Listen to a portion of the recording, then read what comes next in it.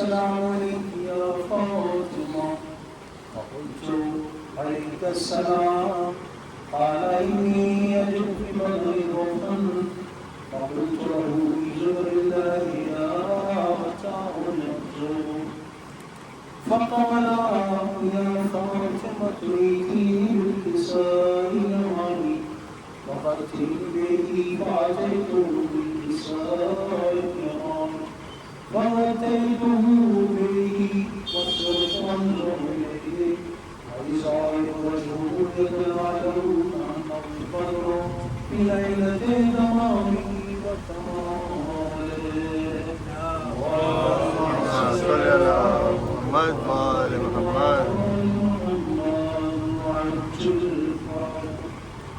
فما كانت إلا ساعة وإذا بولدنا الحسن قد طلع وقال السلام عليك يا أمه فقلت وعليك السلام يا قرة عيني وثمرة فؤادي فقال يا أمه إني أشم عندك رائحة طيبة كأنها رائحة جدي رسول الله فقلت نعم إن جدك تحت الكساء فأقبل الحسن على الكساء وقال السلام عليك يا جدا يا رسول الله فتعزمني أن أدخل معك تحت الكساء فقال وعليك السلام يا ولدي ويا خالي قولي قد زدت لك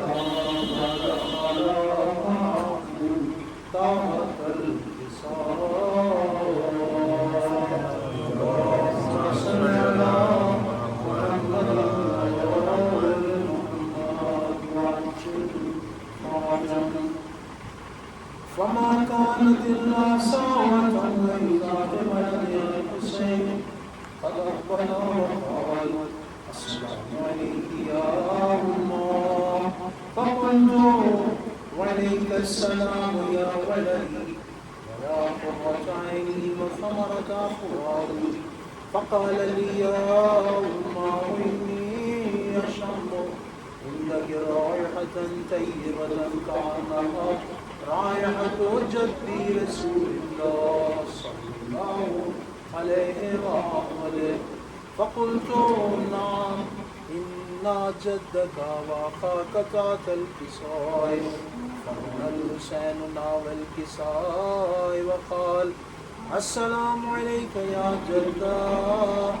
السلام عليك يا من اختاره الله أتعزمني أن أكون معكما تحت الكساء فقال وعليك السلام يا ولدي ويا شافع أمتي قد أذنت لك فدخل معهما تحت الكساء اللهم صل على محمد وآل محمد وعجل فرجهم فأقبل عند ذلك أبو الحسن علي بن أبي طالب وقال السلام عليك يا بنت رسول الله فقلت وعليك السلام يا أبا الحسن ويا أمير المؤمنين فقال يا فاطمة إني أشم عندك رائحة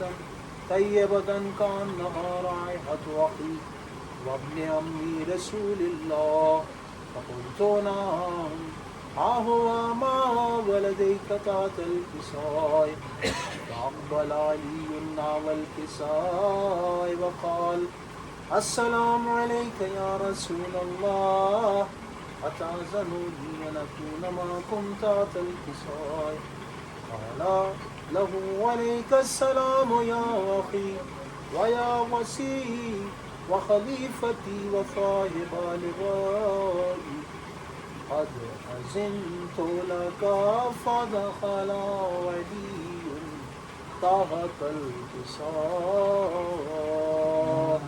اللهم صل على محمد وآل محمد وعجل فرجهم ثم أتيتنا والكساء وقلت السلام عليك يا أبتا يا رسول الله أتأذن لي أن أكون معكم تحت الكساء؟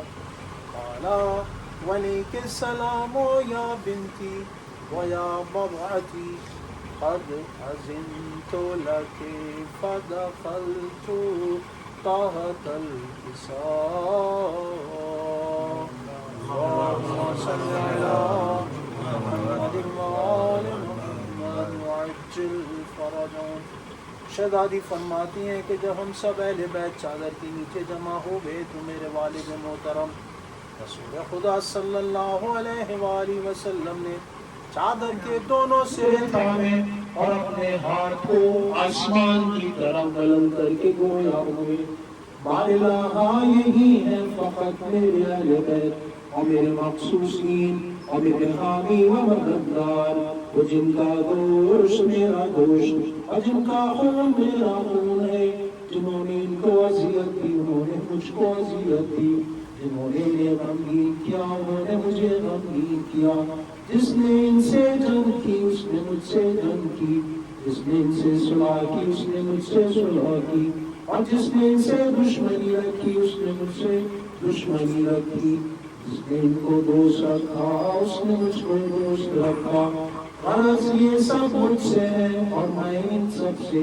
بس خدا بندہ ان پر اور مجھ پر درود برکتیں اور رحمت نازل فرما اور ان کو اور مجھے اپنے دامن کرم میں جگہ دے۔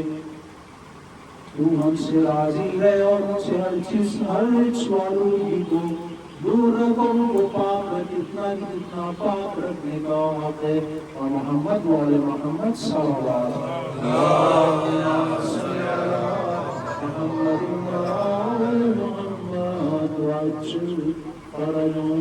بس خدای عزوجل نے فرمایا اے میرے ملائکہ اور رہنے والے میرے آسمانوں کی قسم ہے مجھے اپنی عزت و جلال کی کہ نہیں پیدا کیا میں نے آسمانوں کو جو بنایا گیا اور نہ زمین کو جو بچھائی گئی اور نہ مہتاب نورانی کو اور نہ آفتاب روشن کو اور نہ اس فلک کو جو گارا کرتا ہے اور نہ دریائے جاری کو اور نہ کشتی کو جو دریا میں چلتی ہے، مگر محبت نے ان پانچوں بزرگواروں کی جو زیر چادر ہے اساس کیا حضرت جبریل امین علیہ السلام نے اے پروردگار عالم وہ کون بزرگوار ہیں جو چادر کے نیچے میں؟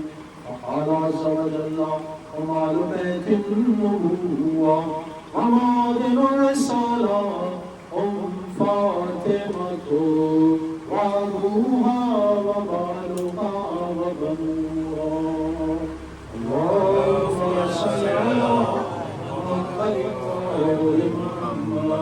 وعجل فرجهم.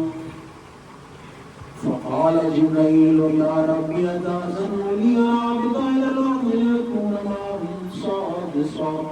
فقال الله نعم قد أذنت لك محبة الأمين جبريل وقال السلام عليك يا رسول الله عليه لا يقرئك السلام ويخصك بالتحية والإكرام ويقول لك بعزتي وجلالي إني ما خلقت سماء مبنيا ولا أرضا مدنيا ولا قمرا منيرا ولا شمسا مضيا ولا فلكا يدور ولا بحر يجري ولا فلكا يسري إلا لأجلكم ومحبتكم وغضبنا لأن أدخل معكم فهل تعزموا لي يا رسول الله؟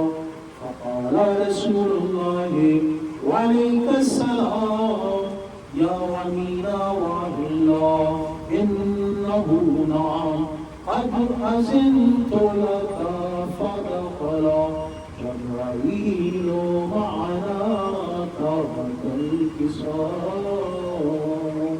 اللهم صل على محمد وآل محمد وعجل فرجهم. فقال لأبي إن الله قد أوحى إليكم يقول إنما يريد الله ليذهب أهل البيت ويطهركم تطهيرا اللهم صل على محمد وآل محمد وعجل فرجهم بس عرض کی حضرت علی بن ابی طالب علیہ السلام نے اے رسول خدا فرمائیے مجھ سے اس امر کو جو ہم سب کے بیٹھنے سے اس چادر میں خدا تعالی کے نزدیک فضیلت حاصل ہے بس فرمایا رسول خدا صلی اللہ علیہ وآلہ وسلم نے قسم اس خدا کی جس نے مبعوث کیا مجھ پہ اور حق نبی بنا کر نیز برگزیدہ فرمایا مجھ کو رسالت کے ساتھ نجات و دین قرار دیا جہاں ذکر کی جائے گی یہ حدیث ہماری کسی محفل میں محفلوں سے اہل زمین کے قرآن والا کے اس محفل میں ایک جماعت جمع ہو ہمارے شیعوں اور دوستوں کی ان پر نازل ہوگی رحمت خدا کی اور ملائکہ ان کو گھیر لیں گے اور ان کے لیے طلب مغفرت کریں گے یہاں تک کہ وہ سب متفرق ہو جائیں صلوات محمد وعلی صلی اللہ محمد وعجل فرجهم یہ سن کر حضرت علی علیہ السلام نے فرمایا پھر تو کامیاب و کامران ہوئے ہم اور ہمارے شیعہ رب خانہ کعبہ محمد وعلی محمد صلوات اللہم صلی اللہ محمد وعلی محمد وعجل فرجهم بس فرمایا رسول خدا صلی اللہ علیہ وآلہ وسلم نے قسم ہے اس خدا کی جس نے مجھ کو نبی مبعوث کیا اور مجھ کو رسالت کے ساتھ برگزیدہ فرمایا جب بیان کی جائے گی یہ حدیث کسی محفل میں اہل زمین کی محفلوں میں سے جہاں کے جمع ہو ہمارے شیعہ اور ہمارے دوست بس ان میں جو رنجیدہ اور ملول ہوگا خداوند عالم ضرور اس کے علم رنج و علم کو دور کرے گا الہی آمین اور جو کوئی طلب کرنے والا حاجت کا ہوگا حق تعالیٰ اس کی حاجت کو ضرور پوری کرے گا الہی آمین فقال علم اللہ حفظنا وسعدنا وقضائك شیعتنا فعزوا وسعدوا في الدنيا والآخرة ورب الكعبة صل على محمد وآل محمد وعجل فرجهم اللهم صل على محمد وآل محمد وعجل فرجهم اللهم صل على محمد وآل محمد وعجل فرجهم بسم الله الرحمن الرحيم اللهم كل وليك الحجة ابن الحسن صلواتك عليه وعلى آبائه في هذه الساعة وفي كل ساعة وليا وحافظا وقائدا وناصرا ودليلا وعينا حتى تسكنه أرضك طوعا وتمتعه فيها طويلا برحمتك يا أرحم الراحمين اللهم صل على محمد وآل محمد وعجل فرجهم اے اللہ قبروں میں مدفون اور بسکتا ہڈیوں والے مردوں کے دلوں میں مسرت کی روح پہنچے الہی آمین اے اللہ ہر فقیر مومن کو غنی کر دے الہی آمین اے اللہ ہر بھوکے کو سیر سلا کر دے الہی آمین اے اللہ ہر ننگے کو لباس پہنا اے اللہ ہر قرضدار مومن کے قرض کو ادا فرما دے اے اللہ ہر مستحق و پریشان کی پریشانی دور فرما اے اللہ ہر بھٹکے ہوئے کو گھر پہنچا اے اللہ ہر اسیر کو رہائی عطا فرما اے اللہ مسلمانوں کے تمام فاسد امور کی اصلاح فرما اے اللہ تمام مریضوں کو شفا عطا فرما اے اللہ اپنی ذاتی توانائی اور ہماری اور امیر سے ہماری فقیری کا دروازہ بند کر دے اے اللہ ہماری بدترین دور زندگی اور فقر و آل اپنے حسن آل سے بدل دے۔ اے اللہ ہماری تمام فرضوں کو ادا فرما اور ہماری دامن کو دست بغل سے چھپا کر بحق محمد والے محمد ہم کو طوال عمری عطا فرما دے۔ ہم اس لیے تجھ سے کہتے ہیں بس تو ہی ہر چیز پر قادر ہے، اور محمد والے محمد صلوات۔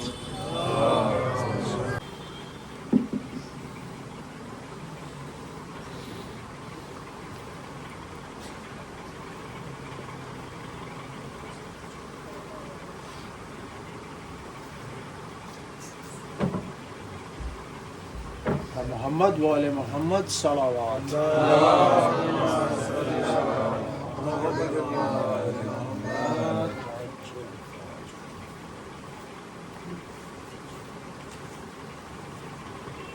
عابد سے جب وطن میں کسی نے کیا کلام،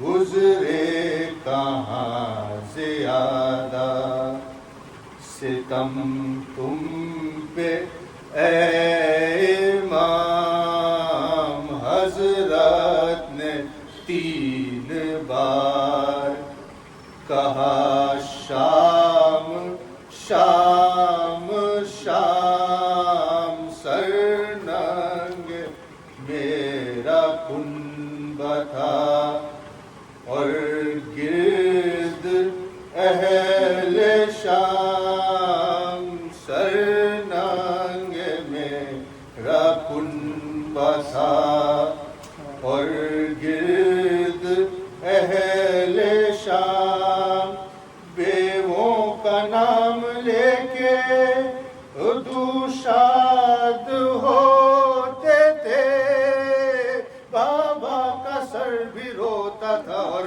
ہم بھی روتے تھے، عابد سے جب وطن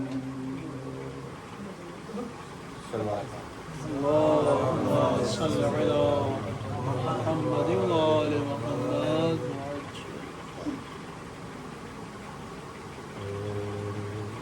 ایک سلام۔ انصار شہ کا شوق شہادت ہی اور ہے، سچ ہے کہ ان کی منزل الفت ہی اور ہے، انصار شہر کا شوق شہادت ہی اور ہے، بیعت اٹھانے پر بھی ہوئی کم نہ ایک فرد، بیعت اٹھانے پر بھی ہوئی کم نہ ایک فرد، دیکھے یزید مانی بیعت ہی اور ہے، انصار شہر کا شوق شہادت ہی اور ہے، چھوڑا یا ہر سپاہو خدم جاہو مال و زر، چھوڑا یا ہر سپاہو خدم جاہو مال و زر، سچ یہ ہے شاہدی کی محبت ہی اور ہے، انصار شہر کا شوق شہادت ہی اور ہے، ہو کر سے پھوٹ سکتا تھا چشمہ وہیں مگر، ہو کر سے پھوٹ سکتا تھا چشمہ وہیں مگر، کہتے تھے شاہ پیاس کی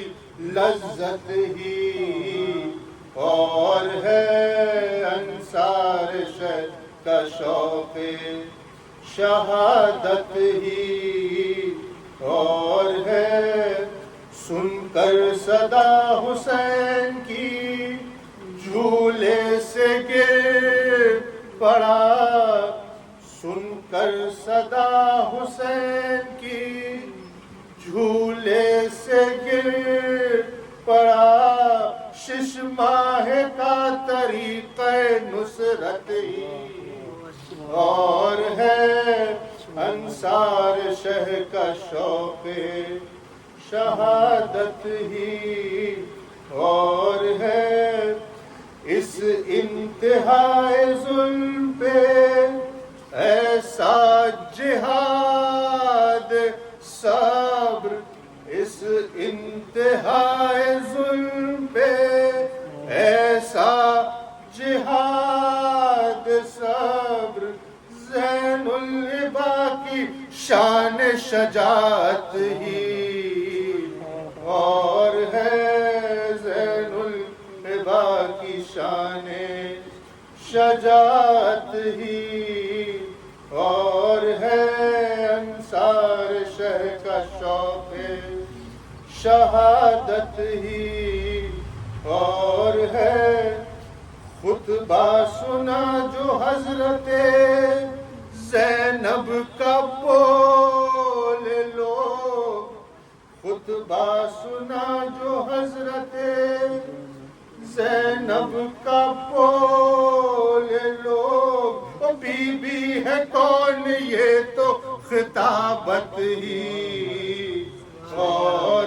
ہے، بی بی ہے کون یہ تو خطابت ہی اور ہے، انصار شہ کا شوق شہادت ہی اور ہے، مقتل میں سونے والوں سہے تم نے لاکھ جور، مقتل میں سونے والوں سہے تم نے لاکھ جور، لیکن حرم کے سر پہ مصیبت ہی اور ہے، لیکن حرم کے سر پہ مصیبت ہی اور ہے، انصار شہ کا شوق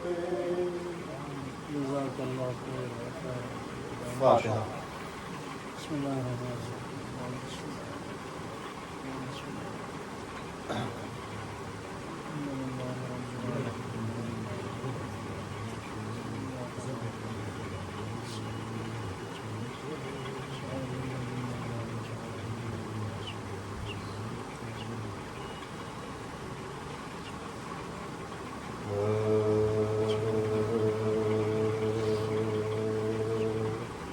جب لٹ کے کربلا سے اسیر ستم چلے، سجاد سر برہنا بدر دو علم چلے، روتے سروں کو پیٹتے پابند غم چلے، زینب نے لاش شہ سے کہا بھائی ہم چلے، زینب نے لاش شہ سے کہا بھائی ہم چلے، مرنے سے آپ کے میں یہ ایذا اٹھاتی ہوں، دربار میں یزید کے سر ننگے جاتی ہوں، جب لٹ کے کربلا سے اسیرے ستم چلے، بھیا تمہاری دوری سے مر جائے گی بہن، کیوں کر تمہاری لاش کو دفنائے گی بہن، کاہے کو چھٹ کے قید سے اب آئے گی بہن، کس طرح آپ کو اب پائے گی بہن، کس طرح آپ کو اب پائے گی بہن، ناچار قید ظلم میں خستہ تن چلی، لو بھائی شہر شام کے جانے بہن چلی، جب لٹ کے کربلا سے اسیر ستم چلے، سونپا تمہیں خدا کو اے زہرا کے گلزار، اس تیری بے کسی کے بہن ہو گئی نثار۔ ہے یہ ریگ گرم، یہ گلزا بدن فگار، یہ حلق نازنی تیرا اور تیغ آبدار، یہ حلق نازنی تیرا اور تیغ آبدار۔ گردن کٹا کے بھائی بیاباں میں سو گئے، بھائی وطن سے آن کے جنگل میں کھو گئے، جب لٹ کے کربلا سے اسیر ستم چلے، ناگاہ کل یہ فوج مخالف میں پڑ گیا، لو اب تو لٹ چکے حرم پاک مصطفیٰ، مقتل میں لے چلو انہیں اس وقت بیردا، سر ان کے آگے ان کے عزیزوں کے ہوں جدا، سر ان کے آگے ان کے عزیزوں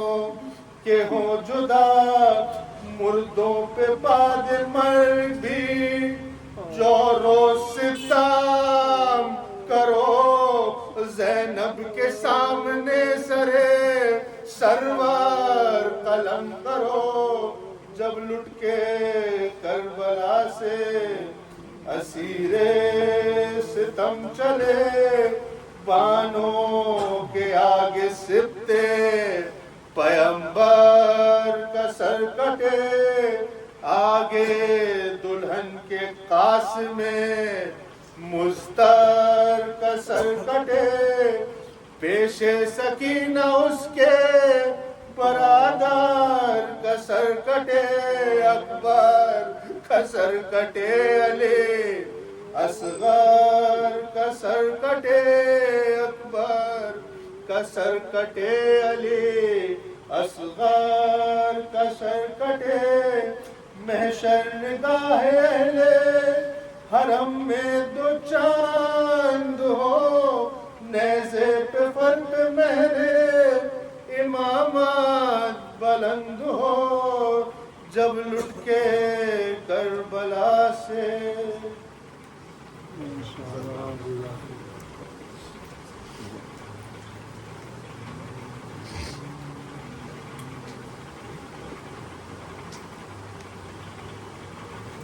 اللهم صل على محمد وآل محمد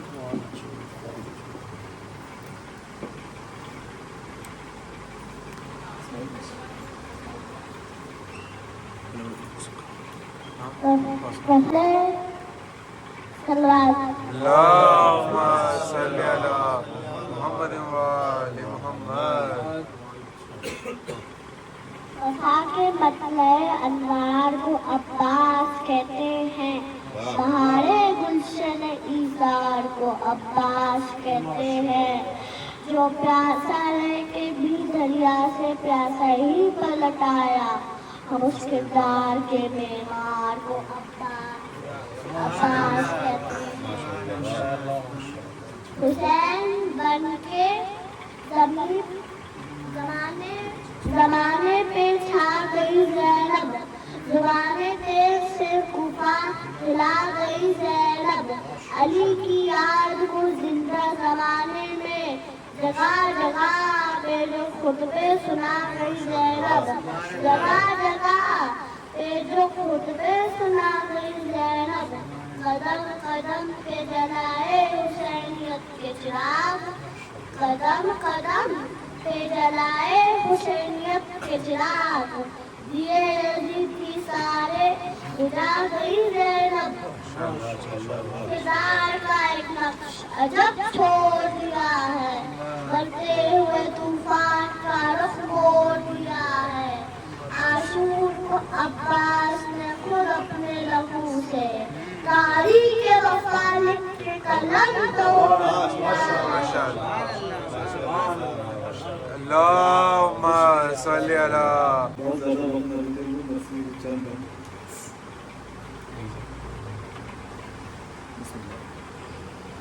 مسجد جناب قاسم کی جنگ اور ان کی شہادت کے سلسلے میں دی رنگ کی رضا شاہ نے جب ابن حسن کو ایک عید ہوئی مرنے کی اس گلچہ دہن کو اور شیرانہ چلا تیر بکف خیمے سے رنگ کو آدھا نے کہا دیکھ کے اس رشک چمن کو نور حسنی چہرے زیبا سے آیا ہے ہم شوکت و شان اسد اللہ آیا ہے اور شام حرم لم یزدی تھا قد و بالا اب پایا یہ کہا ماہ تو ہفتہ نے اجالا اور شانے پہ کما بر میں زرہ ہاتھ میں بھالا ایک حسن کی تصویر تھا وہ گے سمو والا اور نقشہ کسی انسان کو اگر دے تو حق ایسا عالم کے مرقع میں نہیں ایک ورق ایسا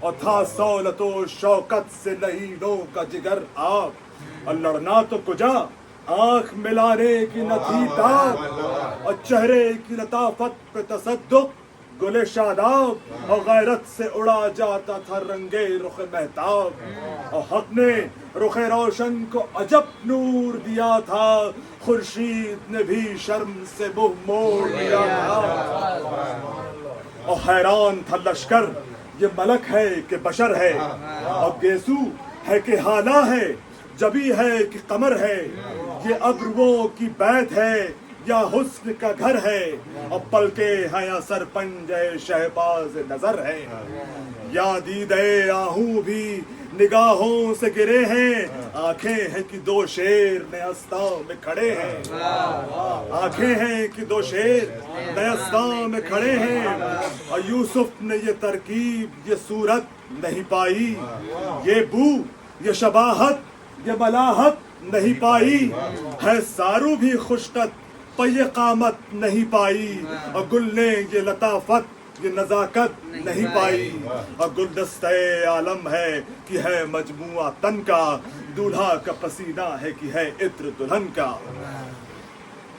آنکھیں وہ غزالائے ختن جن پہ تصدق رخسار وہ نازک کے چمن جن پہ تصدق لب ایسے کہ سونال یمن جن پہ تصدق اور دانت ایسے کہ درہائے عدم جن پہ تصدق اور دانتوں سے لڑائے کوئی موتی کی لڑی کو ہو جائیں گے یاقوت کے نگ کوئی گھڑی کو اور ثابت قدمی میں کوئی اس کا نہیں ہم سر ٹل جائے زمین پر یہ نہیں ہٹنے کا صفدر ہے اس کے لیے کاہ سے کم کوہ کا لشکر جاباز ہے لختے جگرے حیدر صفدر زور ان کا کسی جنگ میں گھٹتے نہیں دیکھا پیچھے قدم ان کا کبھی ہٹتے نہیں دیکھا پیچھے قدم ان کا کبھی ہٹتے ہوئے نہیں دیکھا اب اتنے میں جناب قاسم میدان کازار میں آ چکے ہیں اور اتنے میں رجس پڑھنے لگے قاسم نوشاہ آگاہ ہو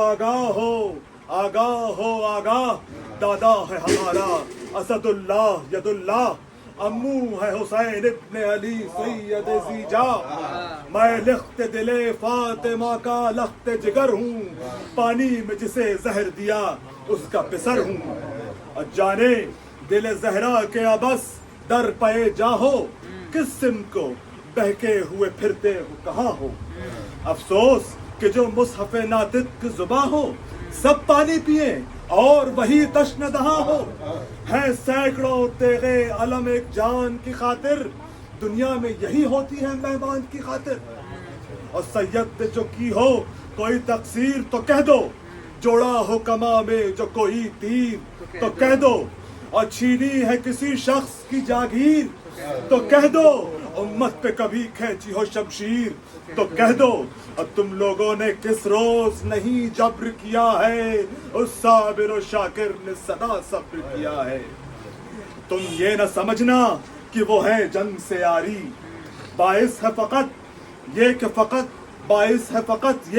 کہ ہے امت انہیں پیاری، ہے غیظ ہمارا غضب عزت باری، اور جبریل سے رکتی نہیں تلوار ہماری، اور جن روزوں میں دادا سے میرے جنگ ٹھنی تھی، دہشت پہ بنی جان کے جانوں پہ بنی تھی، اور قبضے پہ اگر ابن علی ہاتھ دھرے گا، دیکھیں گے کہ سینے کو سپر کون کرے گا، ایک دم میں یہ میدان ستم خون سے بھرے گا، جو تیغ سے بچ جائے گا دہشت سے مرے گا، اور لشکر کو الٹ دیں گے انہیں غیظ جو آیا، تیغے اسد اللہ کھچی اور غضب آیا، اور کیا ڈر ہے منہ پر میری شمشیر کے آؤ، دیکھوں تو بھلا کچھ ہنر جنگ دکھاؤ، اب بولا عمر سعد سواروں سے کہ جاؤ، ہاں قاسم نوشاہ کا سر کاٹ کے لاؤ، اور داماد کا دو داغ امام مدنی کو، ٹھنڈا کرو تیغوں سے چراغ حسنی کو، اور یہ سنتے ہی فوجوں کو جو جنبش ہوئی ایک بار، تیغوں کی اٹھی موج میانے صف کفار، اور ڈھالوں کا ہوا ابر سیاہ رنگ میں نمودار، اب بدلی جو ہوا پڑنے لگی تیروں کی بوچھار، اب پہنچا وہ جری تیغ بکف قوم جفا میں، بجلی سی لگی کوندھنے ڈھالوں کی گھٹا میں، اور جو جنگ کے قابل تھے ہوئے وہ نہ مقابل، تھراتے تھے سینوں میں جگر کانپتے تھے دل، اور تلوار کا پانی تھا کہ تھا زہر حلاحل، اور کیا لڑتے کہ خود قتل ہوئے جاتے تھے قاتل، مہلت نہ ٹھہرنے کی نہ دم لینے کی مہلت مل جاتی تھی، ہاں راہ عدم لینے کی مہلت، اور سہمے تھے کمادار کے رخ جنگ سے پھیرا، اور چلائے کہ حلقے میں ہمیں موت نے گھیرا، اور تھا غیظ سے نوشاہ کی آنکھوں میں اندھیرا، اور نعرہ تھا کہ ہاں وار کوئی روکے تو میرا، میں دست بقبضہ ہوں وہ جاباز کہاں ہے، گوشوں سے تو نکلے قدر انداز کہاں ہے، اور تھا مستر و حیرہ پسرے ساد ستمگر، پائے ہم یہ خبردار خبر دیتے تھے آ کر، اور سرداروں کے سر کٹ گئے پسپا ہوا لشکر، دریا تلکا پہنچا ہے لختے دل شبر، اس شیر غضبناک کو ٹوکا نہیں جاتا، سب کہتے ہیں بجلی کو تو روکا نہیں جاتا، اور سرکش کو قدم آگے بڑھانے نہیں دیتے، سوفار کو چلے سے ملانے نہیں دیتے، اور لڑنے میں سپر چہرے پہ لانے نہیں دیتے، اب بھاگے تو کہیں بھاگ کے جانے نہیں دیتے، اور یوں آتے ہیں دشمن پہ یہ گھوڑے کو ڈپٹ کر، شیر آتا ہے جس طرح سے آہو پہ جھپٹ کر۔ اس سلسلے میں جناب قاسم نے ارزخ کے 4 بیٹے، ارزخ ایک دیو تھا، اس کے 4 بیٹوں کو واصل جہنم کیا، تو ارزخ بولتا ہے کہ چنگھاڑ کے رن میں صفت دیو پکارا، اور کس شخص نے بیٹوں کو میرے جان سے مارا، اور قاسم نے صدا دی یہ ہے کام ہمارا، الفت ہے جو بیٹوں کی تو ہو مار کا ہارا، ان بازوؤں میں زور ہے خالق کے ولی کا، تو ارزخ شامی ہے میں پوتا ہوں علی کا، اور شبیر نے ارزخ کو جو آتے ہوئے دیکھا، امام حسین دور سے دیکھ رہے ہیں کہ شبیر نے ارزخ کو جو آتے ہوئے دیکھا، بس بیٹھ گئے تھام کے ہاتھوں سے کلیجا، اور فرمایا بڑا خیر ہوا، کروں کیا، وہ دیو یہ کمزور، وہ سیراب یہ پیاسا، اور گرتا ہے فلک گود کے پالے پہ ہمارے، اب پیچ پڑا گیسوؤں والے پہ ہمارے، اب پرکار سے میدان میں پھرنے لگے مرکب، رد کر دیا نوشاہ نے وارث نے کیا جب، اب بنتا تھا کوئی بند نہ بنتا تھا کوئی ڈھب، جرت میں ید اللہ یہ تھے اور وہ مرحب، اڑتے تھے تو گرد کے میدان بلا میں، چنگاریاں اڑتی تھی سنانوں کی ہوا میں، اور تھی پاس پر پھر بھی نہ اس وار کو روکا، نوشاہ نے تلوار کو تلوار پہ روکا، اور چمکا کہ وہی تیغ جو دشمن کو دکھائی، ہٹنے کی بھی مہلت نہ ستمگار نے پائی، ایک برق سی آنکھوں میں چمکتی نظر آئی، ظالم نے سپر سر کے بچانے کو اٹھائی، اور یا مغفر دشمن سے گئی تیغ سپر سے، مغفر کو جو کاٹا تو بڑھی کا سائے سر سے، اب بجلی سی چمک کر ادھر آئی ادھر سے، گردن کی جدا سینے سے اور سینہ قبر سے، اور کیا ہاتھ جفاکار کو نوشاد نے مارا تھا شور کے مرحب کو ید اللہ نے مارا، پر شادی و غم ہے اسی دنیا میں تباہم، اس کی نہ خبر تھی کہ بچھے گی صف ماتم، اور دولہا پہ ادھر ٹوٹ پڑا لشکر ازلم، اور تیغوں میں گھرے برچیاں چلنے لگی باہم، اور تیر آتے تھے سینے پہ کلیجے پہ جبی پر، اور کٹ کٹ کے گرے پیچ امامے کے زمیں پر، اور زخموں کا لگا خون رکابوں سے ٹپکنے، طاقت گئی لڑنے کی لگا ہاتھ بہکنے، اب پانی کے لیے تن میں لگی روح بھڑکنے، مڑ مڑ کے سوئے خیمہ لگے یاس سے تکنے، اور سینے پہ سنا گرز لگا کاسائے سر پر، تیرا کے جھکے تھے کہ پڑی تیغ کمر پر، امو کو صدا دی کہ چچا جان خبر لو، ہوتا ہے غلام آپ پہ قربان خبر لو، اور دنیا میں کوئی دم کا ہے مہمان خبر لو،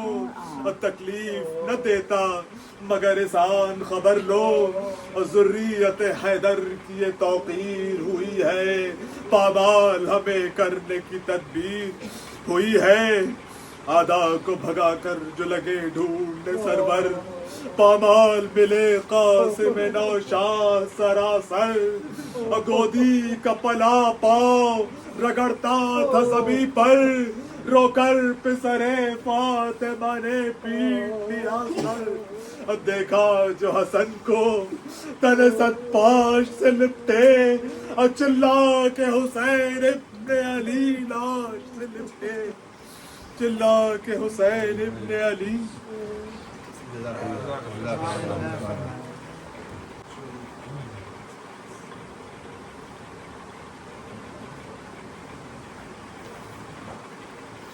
سبھی سے گزارش ہے کہ ایک مرتبہ سورہ حمد اور 3 مرتبہ سورہ اخلاص کی تلاوت ارشاد فرما کر مرحوم مقبول جناب محمد حسن صاحب، مرحوم ابن حسن مسنہ جناب ابو الحسن صاحب، مرحوم ابن محمد موسیٰ صاحب، جناب حسین عسکری صاحب، مرحوم ابن محمد عسکری صاحب، مرحوم جناب زہیر عابدی صاحب، مرحوم ابن نصرت علی عابدی صاحب، جناب عباس احمد صاحب ابن محمد وسیع احمد صاحب کی ارواح کو سوال سے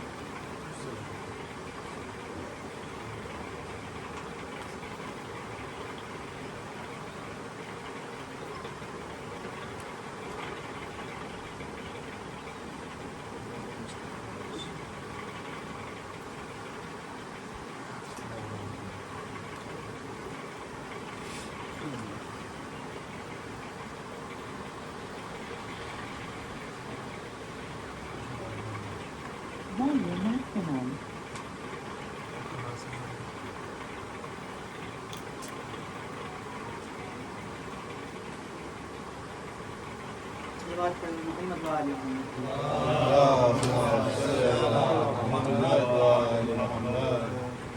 رحم اللہ من قرأ سورۃ الفاتحہ۔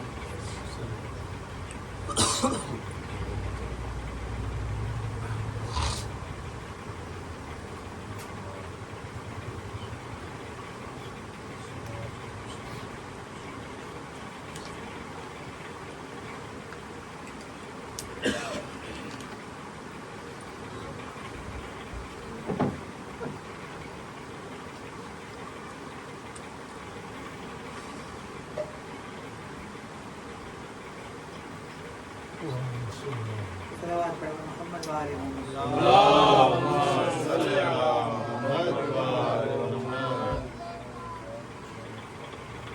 لا حول ولا قوة إلا بالله العلي العظيم۔ أعوذ بالله من الشيطان اللعين الرجيم، بسم الله الرحمن الرحيم۔ الحمد لله الذي هدانا لهذا وما كنا لنهتدي لولا أن هدانا الله، لقد جاءت رسل ربنا بالحق، محبوب رب الثقلين رب المشرقين والمغربين، جد الحسن والحسين بالقاسم المصطفى محمد۔ وآل محمد وعلى آل بيته الطيبين الطاهرين المعصومين المظلومين من يومنا هذا إلى قيام يوم الدين. أما بعد فقد قال الله تبارك وتعالى في كتابه المجيد وفرقانه الحميد وقوله الحق. بسم الله الرحمن الرحيم. ولا نبلونكم بشيء من الخوف والجوع ونقص من الأموال والأنفس والثمرات وبشر الصابرين الذين إذا أصابتهم مصيبة قالوا إنا لله وإنا إليه راجعون. صلوات پڑھے محمد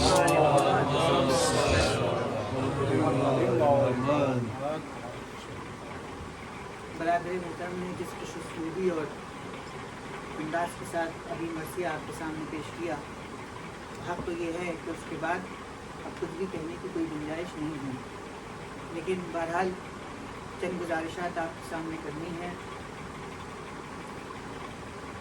سورہ مبارکہ بقرہ کی اس آیت کو عنوان کلام قرار دیا ہے. بات امتحان کی ہو رہی ہے کہ پروردگار کیا کہہ رہا ہے کہ ہم آپ سے امتحان لیں گے. امتحان کیسے ہوگا؟ خوف کے ذریعے، یعنی بھوک ہوگی، پیاس ہوگی، اس کا امتحان. مال کے ذریعے امتحان لیا جائے گا، جانوں کا امتحان لیا جائے گا. اب پریشانی یہ ہے کہ یہاں جو لفظ آئی ہے وہ بلا کی ہے. عربی میں بلا کی معنی اور ہیں، اردو میں بلا کچھ اور ہے. عام فہم زبان میں جب ہم بلا کے لیے استعمال کرتے ہیں تو بلا کا مطلب ہوتا ہے کوئی مصیبت، کوئی پریشانی، بری خبر. لیکن قرآن جس بلا کی بات کر رہا ہے وہ امتحان کی بات کر رہا ہے. پرسوں ایک صاحب مجلس پڑھ رہے تھے، سورہ بقرہ کی انہوں نے 248ویں آیت پڑھی. اب اس میں پروردگار عالم ارشاد فرما رہا ہے کہ حبیب، اس میں مثال دی ہے اور بتایا ہے کہ فرشتے ملائکہ جو ہیں وہ تابوت سکینہ کو اٹھاتے ہیں. اب تابوت سکینہ کو اٹھاتے ہیں اور اس تابوت سکینہ میں پیغمبروں کے تبرکات رکھے ہوئے ہیں. یہاں تک تو بات صاف ہے. لیکن جیسے ہی آپ کسی شیعہ سے تابوت کا تذکرہ کریں گے تو تابوت کی جو ہمارا جو پرسیپشن ہے تابوت کو لے کے وہ کیا ہے؟ شبیہ جنازہ. یہی تو ہے. مولوی صاحب نے جو ہے ممبر سے کہہ دیا کہ فرشتے جو ہیں وہ تابوت سکینہ اٹھاتے ہیں، لیکن وہاں پہ قرآن تابوت سکینہ جو کہہ رہا ہے وہ بکسے کو کہہ رہا ہے. وہاں پہ جو تابوت ہے، قرآن کا تابوت ہے، وہ بکسا ہے. وہ بکسا کہ جس میں انبیاء علیہ السلام کے تبرکات رکھے ہوئے ہیں، تو وہ تابوت سکینہ کی بات کر رہا ہے. لیکن فوراً اس کے بعد ایک جملہ یہ دے دیا کہ تابوت سکینہ پر ملائکہ اٹھاتے ہیں. اب اس پہ وضاحت نہیں کی. اب یہ وضاحت نہ کرنا بڑی پریشانی کا سبب بن جاتا ہے. لہٰذا عربی کے معنی کچھ اور ہیں اور اردو کے معنی کچھ اور. قرآن کہہ رہا ہے کہ ہم تمہارے اوپر بلا نازل کریں گے. تو بلا کا مطلب یہاں بری خبر سے نہیں ہے، بلا کا مطلب ہے کائے سے؟ امتحان سے. یعنی آپ کا امتحان لیا جائے گا، جان کا امتحان ہوگا، مال کا امتحان ہوگا، ثمر کا امتحان ہوگا. اور جب ان لوگوں اور اس کے بعد قرآن کیا کہتا ہے؟ جب ان لوگوں کو یہ بتایا جاتا ہے کہ آپ کے اوپر مصیبتیں نازل ہوں گی تو یہ لوگ کیا کہتے ہیں؟ انا للہ و انا الیہ راجعون. ہم تو آئے اللہ کی طرف سے اور ہمیں اللہ کی طرف پلٹ کے جانا ہے. لہٰذا ان کو خبر دے دو، ان کو خوشخبری سنا دو. کس بات کی خبر؟ اس بات کی خبر کہ جیسے یہ اللہ سے محبت کرتے ہیں ویسے ہی اللہ ان سے محبت کرنے والا ہے. صلوات پڑھے پڑھے محمد والے محمد.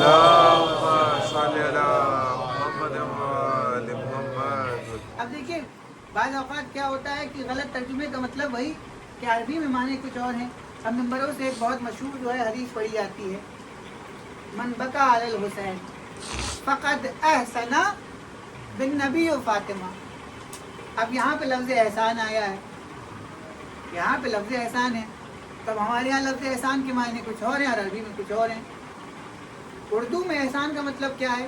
میں نے مشیر صاحب سے قرضہ لے لیا، اب مجھے معلوم پڑا کہ مشیر صاحب کو ضرورت ہے. میں مشیر صاحب کے پاس لے کے پہنچا، میں نے کہا یہ آپ کی امانت لے لیجیے. खुशी साहब कहेंगे आपने मेरे ऊपर बहुत एहसान किया, मैं कहूँगा एहसान कैसा, ये तो वाजिबुल हक है, वाजिबुल अदा है, ये आपका पैसा था, आपको देना है, तो ये एहसान नहीं है। एहसान तो बिला इस्तेहकाक होता है, यानी मुझे आपसे तवक्को नहीं है कि आप मेरी मुसीबत में मेरे काम आएंगे। तो एहसान का मतलब ये होता है कि जहाँ पर हक ना हो और वहाँ हुस्ने अमल अंजाम दिया जाए, वो होता है एहसान। अब अगर मैं ये कहूँ कि इसका मतलब ये है कि अगर हम अहलुल बैत के साथ मसलन एहसान कर रहे हैं तो नाउजुबिल्लाह, इसका तो यही मतलब हुआ। अगर हम उर्दू के तर्जुमे के हिसाब से करेंगे कि हमने जनाब सैयदा पे और पैगम्बर आज़म पे एहसान किया, मन बका अल हुसैन फ़क़द एहसना बिन नबी व फातिमा, तो अब अगर हम इसका तर्जुमा उर्दू के हिसाब से करेंगे तो उस एहसान में तो परेशानी आ जाएगी। लिहाजा यहाँ पर एहसान के मानी ये हैं कि जैसा हक अदा करना चाहिए वैसा हक अदा किया गया है, यानी जो हुसैन पर रोने का जिसका जैसा हक है वो अगर वैसे रो रहा है तो उसने फातिमा का साथ हक अदा किया है, पैगम्बर के साथ हक अदा किया है। अब लोग अक्सर क्या करते हैं, वो कुरान की आयत है, बहुत मशहूर मारूफ आयत है, हर कोई इसको पढ़ता है, एहसान का बदला एहसान, अल जज़ाउल एहसान इल्लल एहसान, ठीक, तो एहसान का बदला एहसान। अब इसी एहसान को बदले को एहसान बनाने के चक्कर में क्या होता है कि हम यही कहते हैं कि आपने नेकी की, नहीं, यहाँ पे जो कुरान का लफ्ज़ एहसान है उसके माना कुछ और है और जो उर्दू का एहसान है उसके माना कुछ और है। एक मतलब मिलजुल के सलवात पढ़ें पर मोहम्मद वाले। तो एहसान बिला इस्तेहकाक होता है, हक है ही नहीं। किसी बच्चे की जो है फीस की ज़रूरत पड़ गई, किसी को मालूम पड़ गया साहिब हैसियत है कि यतीम बच्चा है, इसको स्कूल में फीस जमा करानी है, उन्होंने जाके उसके वालिदैन की मदद कर दी या उस बच्चे की माँ की मदद कर दी, ये एहसान है। यानी उसका वहाँ पे हक नहीं था लेकिन चूँकि उन्होंने मदद कर दी, एहसान है। और कुरान के अंदर एहसान के लिए जो है वो लफ्ज़ मन्ना आया है, लफ्ज़ मन्ना आया है जहाँ पे एहसान है। परवरदिगार कुरान में क्या इरशाद फरमाता है, अपने बंदों से कहता है कि तुम इस्लाम लाने का एहसान हमारे ऊपर मत जताओ, इसलिए कि हमने तुम्हें हिदायत का रास्ता दिखाया है जिसकी वजह से तुम नेक हो गए हो, हैं। तो ला तमन्नु अला इस्लामिकुम बिल्लाह, तो अल्लाह के ऊपर एहसान मत दिखाओ कि तुम अल्लाह के ऊपर एहसान दिखा रहे। ला तमन्नु, अल्लाह के ऊपर, यानी इस कुरान की ज़बान में अरबी में जहाँ पे लफ्ज़ एहसान आया है उसके लिए अरबी ने ला तमन्नु इस्तेमाल किया, मन्ना का लफ्ज़ इस्तेमाल हुआ है। तो उसी तरीके से हम देखते हैं कि जब बला का मतलब आता है या एहसान का मतलब आता है तो होता यह है कि लफ्ज़ अरबी की होती है और माना उर्दू के दे दिए जाते हैं। एक मरतबा और सलवात पढ़ो मोहम्मद।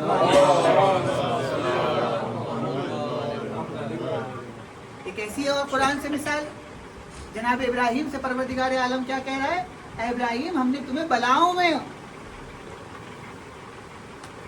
इन्ना हाज़ा लहुवल बलाउल अज़ीम, सूरह सफ़ात की आयत नंबर 106। अब आप सोचिए अगर उर्दू की बला के हिसाब से करेंगे तो नाउज़ुबिल्लाह इसका मतलब ये हुआ कि परवरदिगार ने जनाब इब्राहिम को मुसीबत में डाल दिया, बड़ी मुसीबतों में डाला।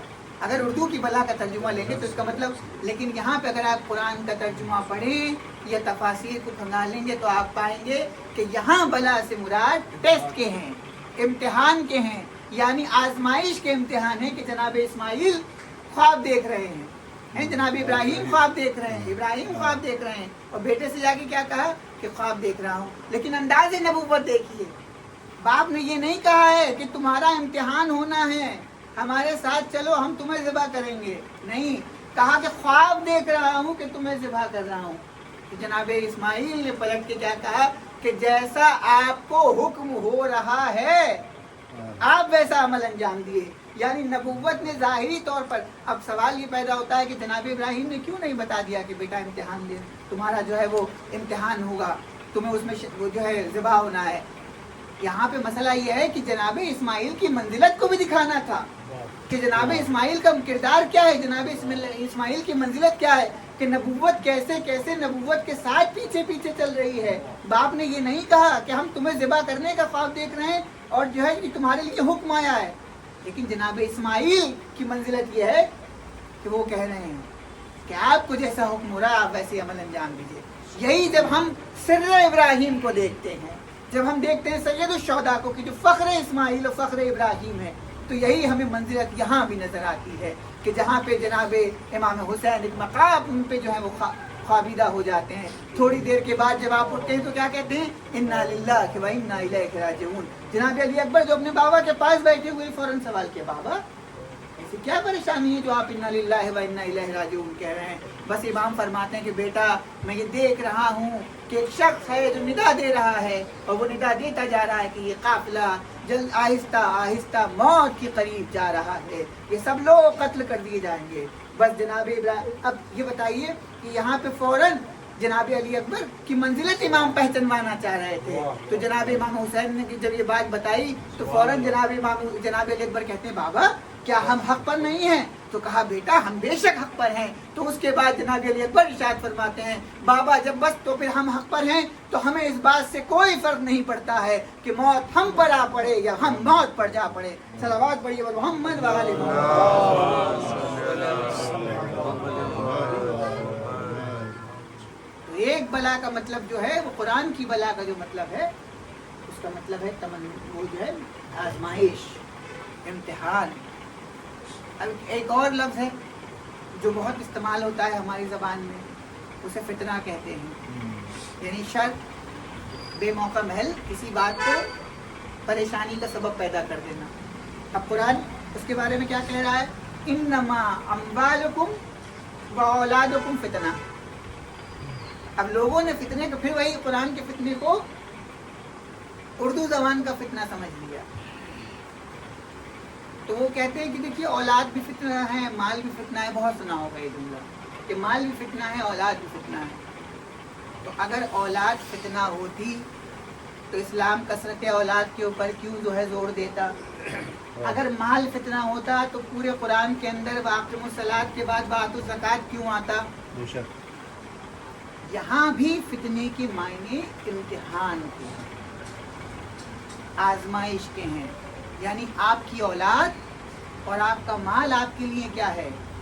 فتنہ. یعنی آپ کیا کیے جائیں گے؟ آزمائے جائیں گے, آپ کا ٹیسٹ ہوگا.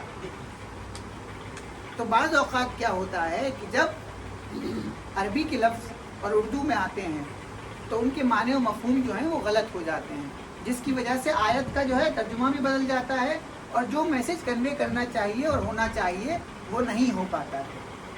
اس آیت کریمہ کو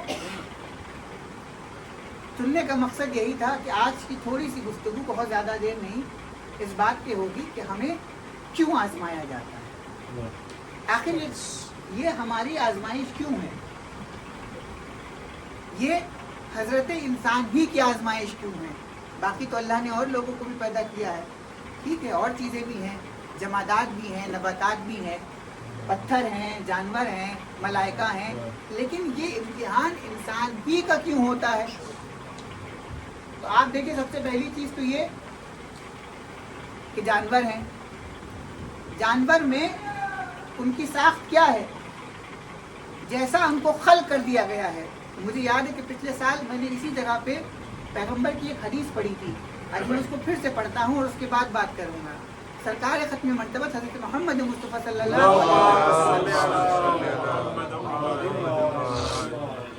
ارشاد فرماتے ہیں کہ اللہ نے 3 طریقے کی مخلوق پیدا کی ہے. ایک وہ کہ جس کے پاس عقل ہے, یعنی صرف ان کے پاس عقل ہے, تو وہ ملائکہ ہیں, مقربین ہیں. ایک وہ ہیں کہ جن کے پاس صرف اور صرف شہوت ہے, ڈیزائرز, خواہشات, وشز, اور کچھ نہیں ہے, تو وہ جانور ہیں. اور ایک وہ ہے کہ جس کی ساخت میں دونوں کو رکھا ہے, تو وہ حضرت انسان ہیں کہ جن کے پاس خواہشات بھی ہیں اور جن کے پاس عقل بھی ہے. جب انسان کی خواہشات بڑھ جاتی ہیں اور اس کی عقل کم ہو جاتی ہے تو دنیا اس کو جانور کہنے لگتی ہے, درندہ صفت انسان کہنے لگتی ہے. اور جب انسان کی عقل بڑھ جاتی ہے اور اس کی دنیا کی ڈیزائرز کم ہو جاتی ہیں تو دنیا اس کو فرشتہ صفت انسان کہا کرتی ہے. صلوات پڑھے پر محمد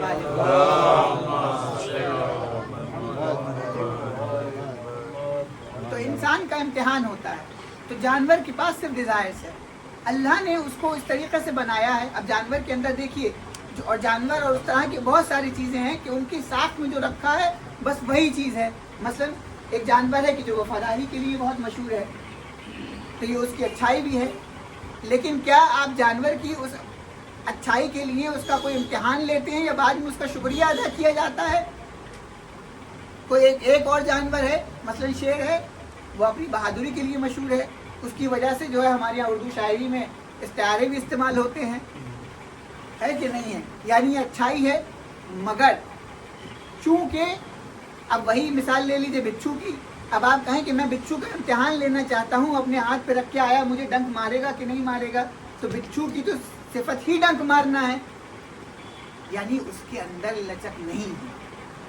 ऐसा नहीं है कि बिच्छू की तरबियत करके उसके अंदर से उसकी ये जो सिफत है, उसकी खासा है, जो उसकी इंस्टिंक्ट है, उसको आप चेंज कर दो। एक शेर की सिफत को आप चेंज नहीं कर सकते हैं, उसकी इंस्टिंक्ट को, उसकी जिबिल्लतों को बदल नहीं सकते हैं। वही मलाइका है, दूसरी तरफ मलाइका का इम्तिहान क्यों नहीं होता है? उनको अल्लाह ने इस तरीके से खल्क किया है कि वो दुनिया की लज्जतों से दूर हैं।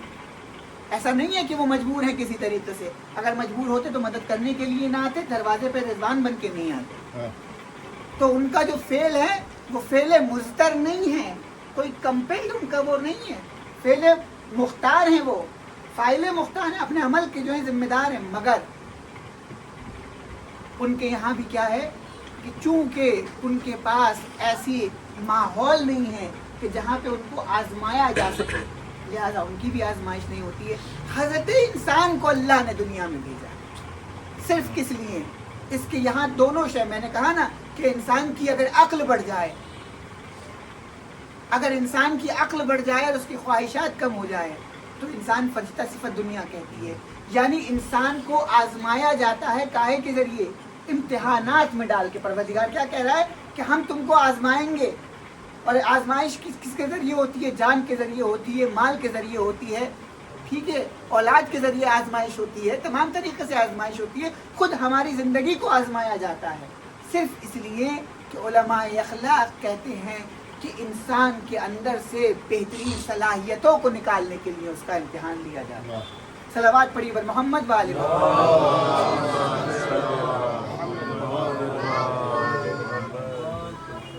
मौलाना रूमी ने मसनवी में 2 मिसालें दी।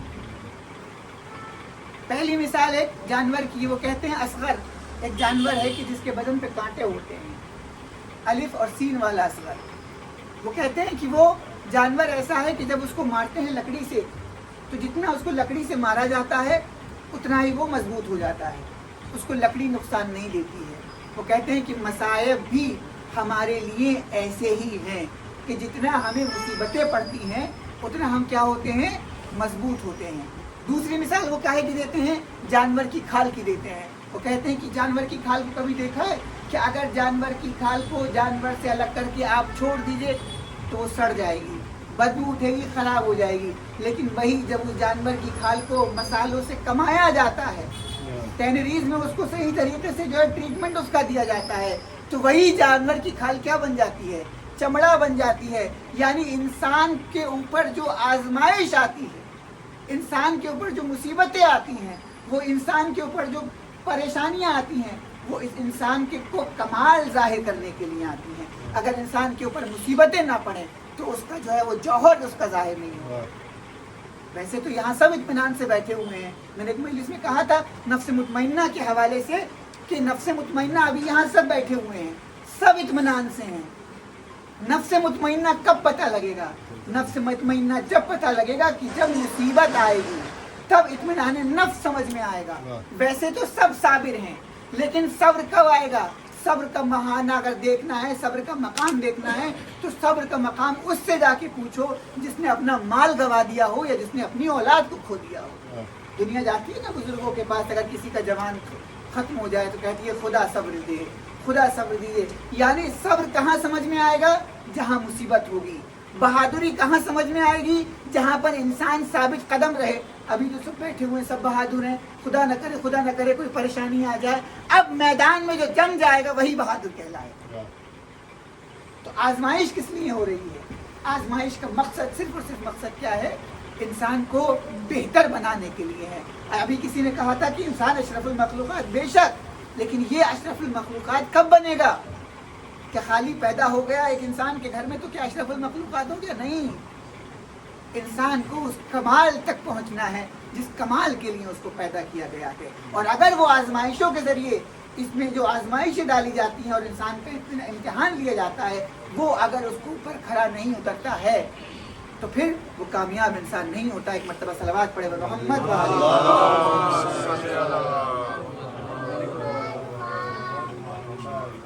मुसीबतें जो आती हैं वो सलाहियतों को निकालने के लिए आती हैं, कमाल को उभारने के लिए आती हैं। इसलिए बहुत सारे उलमा कहते हैं कि अपने बच्चों को का खुद इम्तिहान लेते रहा करो, उनके सामने आजमाइशों वाले इम्तिहानात रखो, ताकि वो दुनिया में जब घर से बाहर कदम रखें तो ऐसे ना हो कि वो डर जाएं। रूसों ने बहुत बड़ा फ्रेंच फलसफी है जिसने सोशल कॉन्ट्रैक्ट की थ्योरी दी है, जे रूसो कहता है कि अगर दुनिया नहीं बदलने वाली होती, अगर दुनिया में लोग माइग्रेट नहीं करने वाले होते तो आप परवरिश करते रहिए, जैसे चाहे परवरिश कर लीजिए, दुनिया तो बदलेगी नहीं ना। इतना हालात बदल रहे हैं, सब खुश रहने वाले हैं, लोगों को माइग्रेट भी नहीं करना है, तो आप जैसे चाहे परवरिश कर लीजिए। अब अगर बच्चे को कमरे में रख के उसे कमरे से बाहर ना निकाले तो भी कोई फर्क नहीं है। लेकिन जब आपको पता है कि दुनिया के हालात भी बदलने वाले हैं, मुसीबतें भी आने वाली हैं, अलग अलग मौके पर इम्तिहानात भी होने वाले हैं, लिहाजा आपको ये चाहिए कि तरबियत ऐसी तरबियत करें कि जब कल को वो सामने खड़े हों तो मुसीबतों से भागे नहीं, मुसीबतों से घबराए नहीं, बल्कि उनका डट कर मुकाबला करें। अब देखिए जैसा जो है वो इम्तिहान होता है उसी हिसाब से इंसान तैयारी करता है। हमने तालिब इल्मी के दौर में ये देखा कि जब हम इम्तिहान देते थे तो जब हमने कॉमर्स से 12th किया तो जब उर्दू का पेपर था तो खाली पेन से लिखा, लेकिन जिस दिन अकाउंटेंसी का पेपर आया तो एक आला बढ़ के पास हमारे पास क्या आ गया, कैलकुलेटर आ गया। होता है कि नहीं होता है? यानी इम्तिहान जैसा जिस नौइयत का इम्तिहान होगा तो उसके आलात भी उसी तैयारी उसके साथ होने चाहिए। कोई हिस्ट्री का स्टूडेंट होगा तो उसको थ्योरी भी पढ़ाई जाएगी, फिर उसको ले जाके तारीखी इमारतें भी दिखाई जाएंगी और उसको ये बताया जाएगा कि ये कौन से सन की इमारत है, ये मुग़ल पीरियड की है या पोस्ट मुग़ल पीरियड है। बताया जाएगा कि नहीं बताया जाएगा? इसका आर्किटेक्चर का डिज़ाइन क्या है, इंडो पर्शियन है, इंडो इस्लामिक है, इंडो गॉथिक है या खाली गॉथिक है। होता है कि नहीं होता है? यानी जैसा इम्तिहान है उसी हिसाब से तैयारी कराई जाती है। इस्लाम भी इसी चीज़ को कहता है कि आप जब दुनिया में आए हैं, इस दुनिया आपके लिए क्या है? आजमाइश का घर है। पैगंबर उस शख्स के घर खाना नहीं खाते थे जिसके ऊपर परेशानियां नहीं पड़ती थी, उसके घर खाना नहीं खाते। मेरे पास किताब मौजूद है, किसी को अगर इसका जुमले का हवाला चाहिए मैं दे दूंगा। शेख मुताहरी ने सुखन में इस चीज़ को लिखा है कि पैगंबर उस शख्स के घर खाना नहीं खाते थे कि जिसके ऊपर मुसीबत नहीं पड़ती थी। दूसरी जगह पे आजमाइश के लिए एक हदीस में यहाँ भी आया है कि अल्लाह का तोहफा है इंसान के लिए आजमाइश। जब तक आजमाइश नहीं पड़ेगी तब तक हकीकी किरदार निकल के नहीं आएगा। सब्र और शुक्र की मंजिल कब आएगी? जब इंसान फख्र फाका में होगा। अब नेमतें बरस रही हैं, माल जर मौजूद है, तो वहाँ पे अगर सब्र है तो कोई बड़ी बात नहीं है, वहाँ पे इंसान शुक्र कर रहा है, कोई बड़ी बात नहीं है। लेकिन जैसे ही फख्र फाका की नौबत आई, लेकिन वहाँ भी अगर इंसान अल्लाह की रज़ा से राज़ी है। अभी भाई ने मरसिये में कहा ना कि लज्जत है, प्यास बेहतर है, प्यास की लज्जत से बेहतर और कोई शय नहीं है। यानी जब इंसान इस कमाल पे पहुँच जाता है कि वो अल्लाह की रज़ा में ऐसा राज़ी होता है कि उसको प्यास में भी लज्जत आने लगी, समझ लीजिए कि उस इम्तिहान की कामयाबी की तरफ चल पड़ा है। एक मर्तबा सलवात पढ़े मोहम्मद वाले।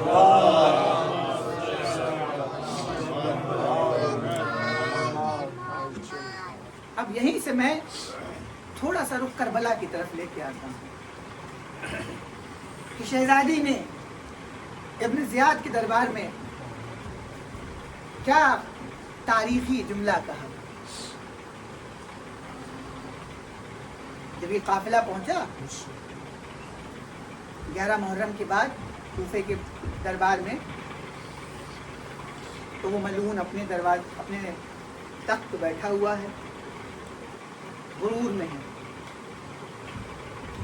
तो शहजादी हैं, कोने में खड़ी हैं। पूछा ये कौन है? कहा ये ज़ैनब बिन्त अली है। और जैसे ही ये सुना कि ज़ैनब बिन्त अली हैं, फौरन शहजादी की तरफ मुखातिब होकर कहता है, देखा अल्लाह ने तुम्हारे साथ क्या किया। इससे एक बात और समझ में आती है कि जब जालिम जुल्म करता है तो वो दीन का नाम लेके जुल्म करता है, यानी अपनी अकाउंटेबिलिटी को क्या करता है, शिफ्ट करता है। आज के दौर में भी यही हो रहा है, अपनी अकाउंटेबिलिटी को शिफ्ट कर देता है, अपने कंधों को झाड़ लेता है कि मेरी कोई जिम्मेदारी नहीं है। तो इब्न ज़ियाद ने भी यही दिया, मा रायते सनुल्लाह से बेअखीक, देखा अल्लाह ने तुम्हारे भाई के साथ क्या किया। खुदा की कसम, शहजादी का वो जुमला जो आपने अक्सर व बेशतर सोशल मीडिया पे भी देखा होगा, बड़े बड़े बैनर्स पे भी देखा होगा, वॉल पेपर्स भी लगाए होंगे। शहजादी इरशाद फरमाती, मा रायतु इल्ला जमील, हमने कुछ नहीं देखा सिवाय हुस्न। मा रायतु इल्ला जमील, हमने कुछ नहीं देखा सिवाय जमाल के।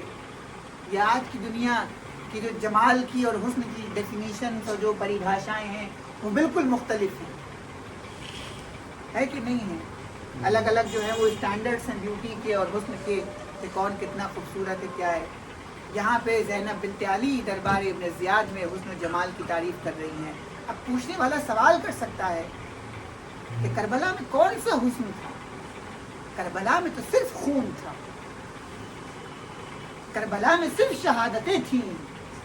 अहलुल बैत के घराने को कत्ल किया गया, हुसैन इब्न अली को शहीद किया गया, हज़रत अब्बास के बाजू कलम किए गए, है कि नहीं। ये शहजादी कौन से हुस्न की बात कर रही है? तो शहजादी उसी हुस्न और ज़ीबाई की बात कर रही हैं जिस मकसद के लिए अबा अब्दुल्ला करबला आए थे, उसी जमाल की बात कर रही हैं। आप देखिए कि शहजादी ने करबला के मकसद को कई तरीके से आम किया है। जो लोगों ने पूछा था ना इमाम से कि आप करबला क्यों जा रहे हैं, तो कहा कि मैं अपने नाना के दीन के लिए जा रहा हूँ, और ना मैं फसाद करने जा रहा हूँ, ना फितना फैलाने जा रहा हूँ, बल्कि इस्लाह उम्मत के लिए जा रहा हूँ। तो लोगों ने क्या कहा, आप जा रहे हैं तो घर की औरतों को मत लेके जाइए, इन बच्चों को लेके मत जाइए, इन बीवियों को। उन लोगों की अक्लें मंशूर इमाम को नहीं देख रही थी, मनशाए इमामत को नहीं देख रही थी। उनके जो जहन थे वो सिर्फ इतने लिमिटेड थे, उनका जो इल्म था वो इतना लिमिटेड था कि उनको समझ में नहीं आ रहा था कि आखिर हो क्या रहा है। वो ये नहीं समझ पा रहे थे कि इमाम क्यों लेके जा रहे हैं। मगर इमाम क्या इरशाद फरमाते हैं, अल्लाह ये चाहता है कि इनको कैदी देखे। अब बहुत से लोग यहाँ पे सवाल कर लेते हैं, मैंने 9 मुहर्रम की मजलिस में थोड़ा सा इस पर एक्सप्लेनेशन दिया था कि क्या इमाम वाकई मजबूर थे जो करबला में आए, या अपनी रज़ा से आए थे। बहरहाल ये फिर कभी और के लिए मौका है, बहुत वसअत है इसमें। बस इतना समझ लीजिए कि इमाम ने इशारा किया है कि अल्लाह मुझे कत्ल होता हुआ देखना चाहता है।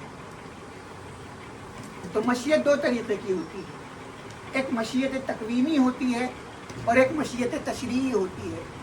मशीयत तकवीनी जो होती है यानी लेजिस्लेटिव डिवाइन जो है मशीयत, कि जहाँ पर अल्लाह ने हुकूक, अल्लाह ने जो है कानून बना दिए हैं, अब उसमें कोई रद्दोबदल होने वाला नहीं है।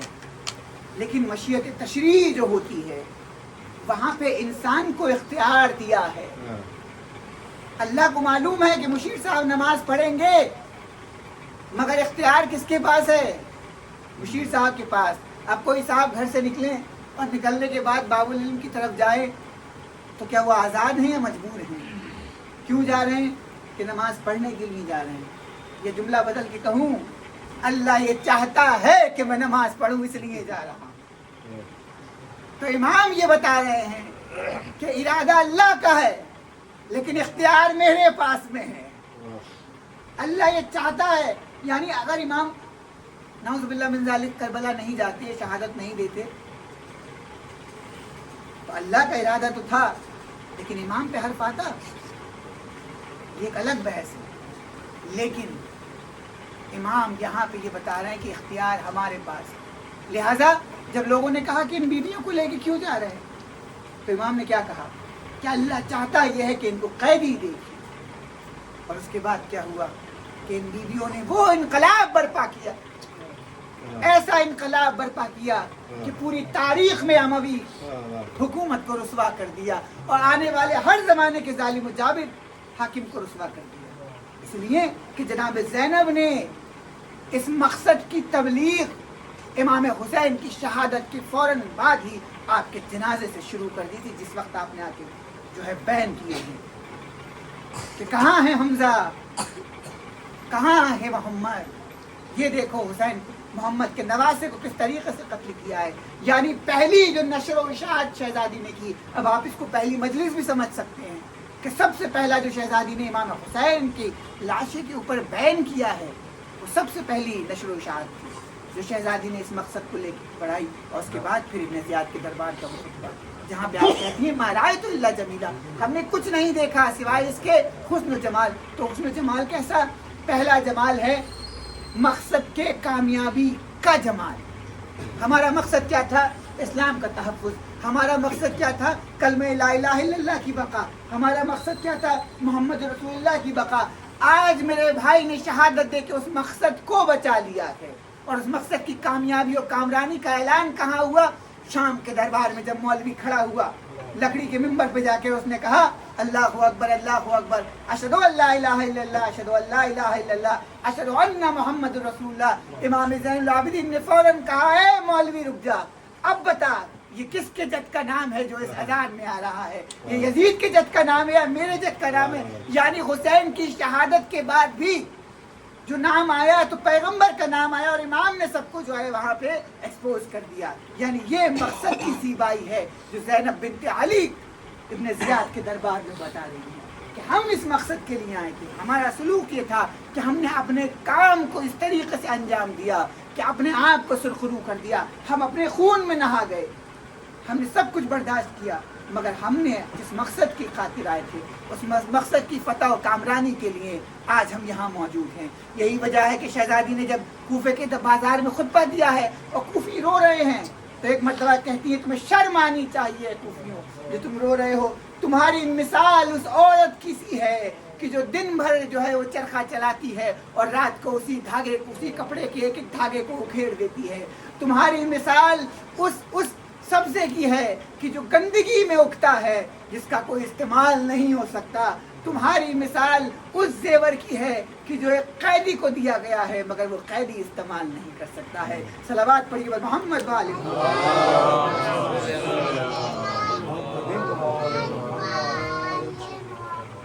تو آزمائشیں انسان کے جوہر کو ابھارتی ہیں.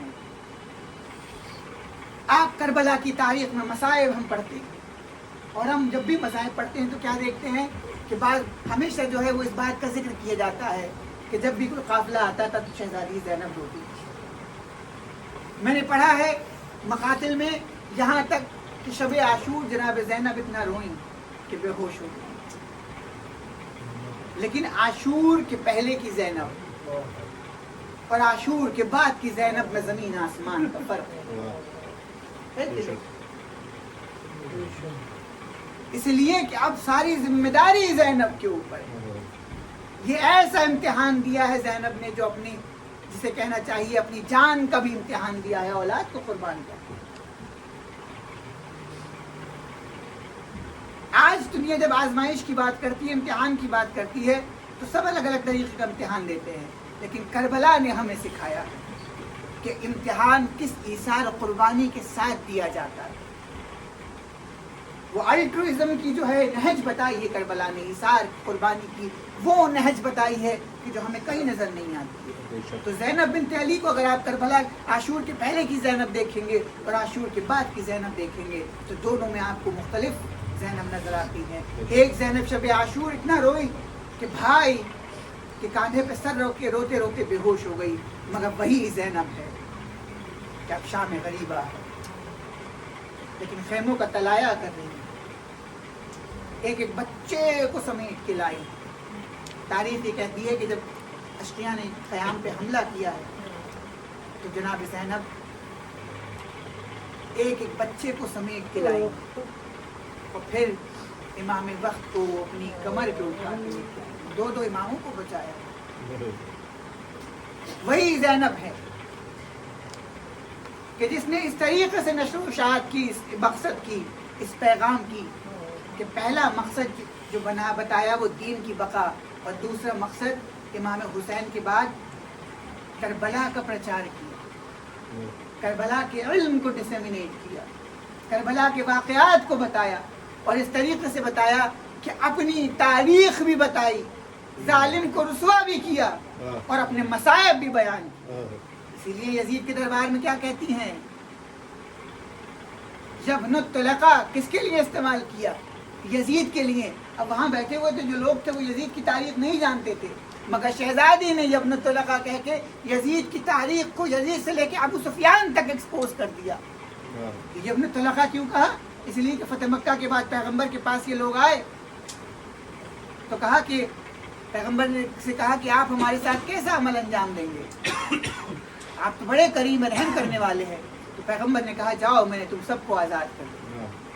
تو شہزادی نے ان کی تاریخ بھی ان کو بتا دی اور شامیوں کو یہ بتا دیا کہ دیکھو ہم اصل میں کون ہیں، ہم نے کوئی خارجی نہیں، ہم نے کوئی خروج نہیں کیا، بلکہ ہم اپنے نانا کے دین کو بچانے کے لیے نکلے ہیں کہ جس میں تمام طریقے کی ملاوٹیں کی جا رہی ہیں. مگر یہ امتحان، یہ آزمائش تھی جس کو امام حسین نے بھی قبول کیا، جناب زینب نے بھی قبول کیا، جناب ام کلثوم نے بھی قبول کیا، امام علی بن حسین نے بھی قبول کیا. ایسی آزمائش کہ جس کی تاریخ میں مثال نہیں مل سکتی. لیکن میں نے کہا نا کہ یہ وہ کمال تھا، یہ وہ آزمائشیں تھیں کہ جس کے بعد یہ ذوات مقدسہ ایسی نکل کے آئیں کہ آج سے لے کے تاریخ کے آخری صفحات تک اور قیامت تک کوئی ان کے جیسا نہیں ہے. کوئی اس طریقے سے جو ہے دنیا کو یہ نہیں بتا سکتا کہ مظالم سب جگہ ہو رہے ہیں، مظالم کہیں کم نہیں. آج غازہ بھی جو ہے آپ دیکھ لیجیے 60,000 سے لوگ زیادہ مر گئے، 30,000 سے زیادہ بچے مر گئے. کچھ لوگ کہتے ہیں کہ منبر سے غازہ کی بات نہیں کرنی چاہیے. میں سمجھتا ہوں کہ جو لوگ یہ کہتے ہیں ان کو کربلا کا صحیح مقصد ہی نہیں کرتے. کربلا جب تک رہے گی دنیا کے تمام مظلوموں کے لیے ایک انقلاب کی شکل میں رہے گی، ان کی حمایت کرتی رہے گی، ان کے لیے آواز بلند کرتی رہے گی، اور لوگ درس لیتے رہیں گے اس غم سے، اس انقلاب سے کہ جو اب عبداللہ امام حسین کی فیملی اور ان کے گھر والوں پر ڈھایا. آج کی یہ تاریخ کی مناسبت جناب سکینہ بنت الحسین سے. آپ دیکھیں کہ یہ 4 سال کی بچی ہے مگر یہ بھی اپنے باپ کے ساتھ امتحان میں برابر کی شریک رہی. کیا کیا ستم ہیں، کیا کیا مصائب ہیں جو سکینہ نے نہیں سہی، کیا کیا مصیبتیں ہیں کہ جو جناب سکینہ پہ نہیں پڑی. اب کچھ روایات جناب سکینہ کے حوالے سے جناب سکینہ کا نام لکھتے ہیں اور کچھ میں عمر وہی ہے لیکن نام فاطمہ بنت الحسین کر دیا. ایک روایت میں نے پڑھی لہوف میں، مقتل لہوف میں، کہ جس وقت سب کو شہید کر دیا اور یہ لوٹنے کے لیے آئے ہیں قیام کو، تو امام کی بیٹی بھی خیمے میں ہے کہ جس کے کانوں میں جو ہیں وہ سونے کی بالیاں ہیں اور پیروں میں بھی سونے کا زیور ہے، اور وہ جو شخص چھیننے کے لیے آیا ہے وہ بھی رو رہا ہے. تو ایک مرتبہ شہزادی کہتی ہیں کہ جب تو رو رہا ہے تو یہ میرے زیور کو مت چھین. تو بدبخت کہتا ہے کہ اگر میں نہیں چھینوں گا تو کوئی اور چھین. آپ دیکھیے کہ ظلم کس طریقے سے معصوم بچوں پہ ہوئے ہیں. یہی جناب سکینہ جو اپنے بابا سے بہت زیادہ محبت کرتی ہے، اور کیسی محبت کرنے والی، ایسی محبت کہ جب امام رخصت کے لیے جا رہے ہیں تو نکل کے آئی، ہر باپ کے سینے پہ لیٹ گئی اور لیٹ کے کہا کہ بابا اب یہ سینہ مجھے کبھی میسر نہیں ہوگا. تو امام نے کیا ارشاد فرمایا تھا کہ سکینہ اب سونے کی ترکیب بدل جائے گی. اب جو ہے بھیا علی اصغر میرے سینے پہ سویا کرے گا اور تم اپنی ماں رباب کے سینے پہ سویا کرنا.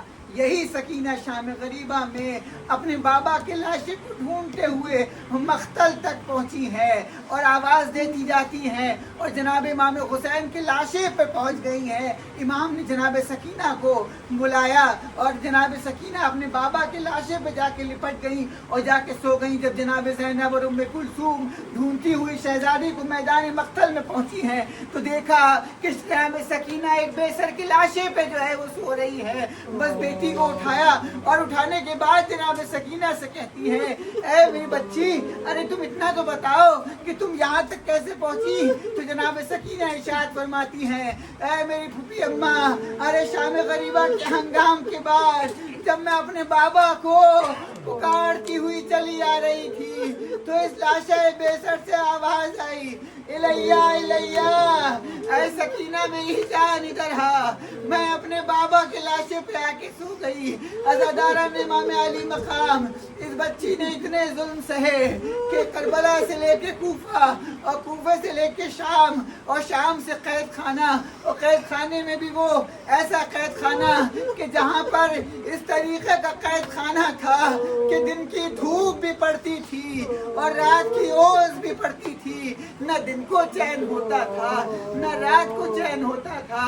عزاداران امام علی مقام جب جناب سکینہ کا آخری وقت آیا ہے اور جناب سکینہ روتے روتے جو ہے غش کھا لیا کرتی تھی. بس ایک دن غش کھا کے اٹھی اور بہت زیادہ روئی اور روتے روتے امام زین العابدین جناب سکینہ کے قریب آئے اور آنے کے بعد بی بی سے پوچھتے ہیں اے میری بہن کیا بات ہے آخر کیوں اتنا گریا کر رہی ہو.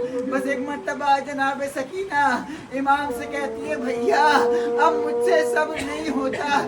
ارے کم سے کم ایک بار میرے بابا کے سر کو مجھے لا کے دے دیجئے. بس امام نے اتنا سنا اور سننے کے بعد دربان کے پاس گئے اور کہا میری بھتیجی وہ میری بہن بہت پریشان ہے.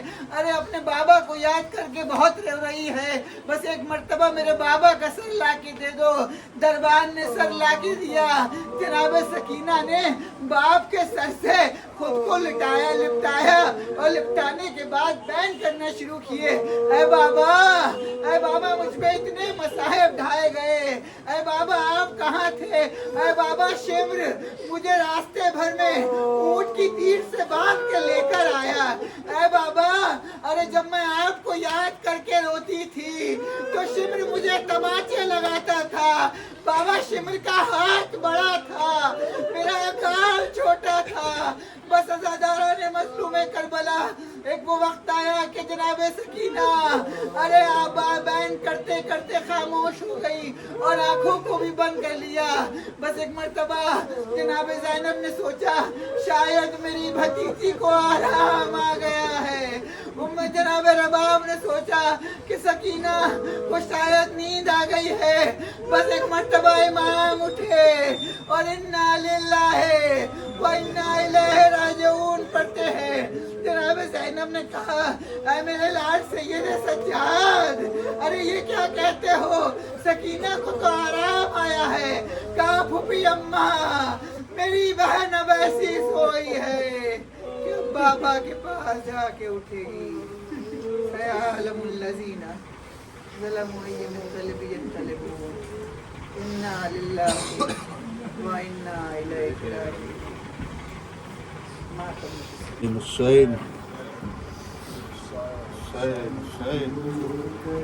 زینب مزتر مارا گیا مظلوم برادر کہتی تھی رو کر زینب مزتر مارا گیا مظلوم برادر کہتی تھی رو کر زینب مزتر مارا گیا مظلوم برادر کہتی تھی رو کر زینب مزتر مارا گیا مظلوم برادر.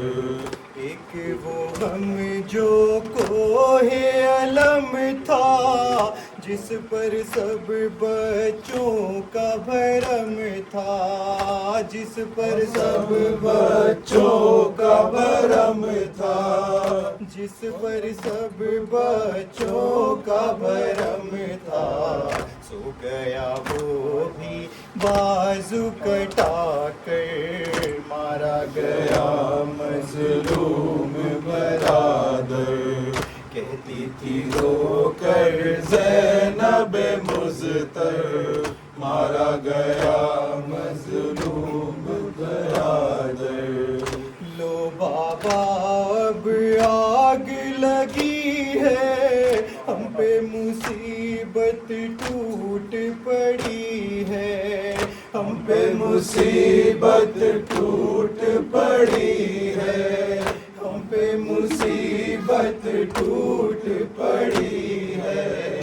آئیے جلدی فاتح خیبر، مارا گیا مظلوم برادر، کہتی تھی رو کر زینب مضطر، مارا گیا مظلوم برادر،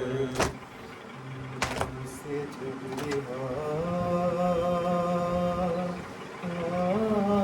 ہوئے سادات کربلا،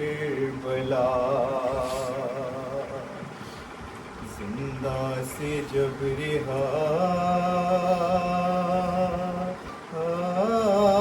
ہوئے